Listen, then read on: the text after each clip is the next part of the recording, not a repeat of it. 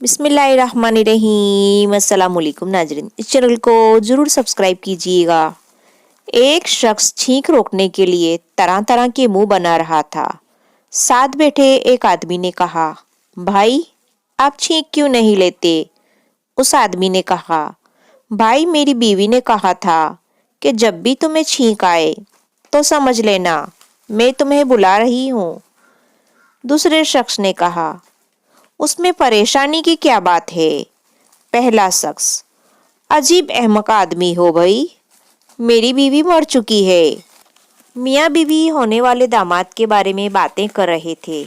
شوہر، لڑکا اچھا ہے، کھلی رنگت، اونچا قد، فرما بردار اور ناک نقشہ بھی اچھا ہے، کیا خیال ہے؟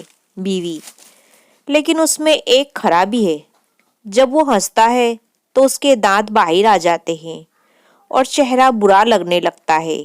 شوہر، تم خواہ مخواہ پریشان ہوتی ہو، اپنی بیٹی سے ذرا اس کی شادی تو ہونے دو، پھر نہ کبھی اسے ہنسنے کا موقع ملے گا اور نہ کبھی دانت نظر آئیں گے۔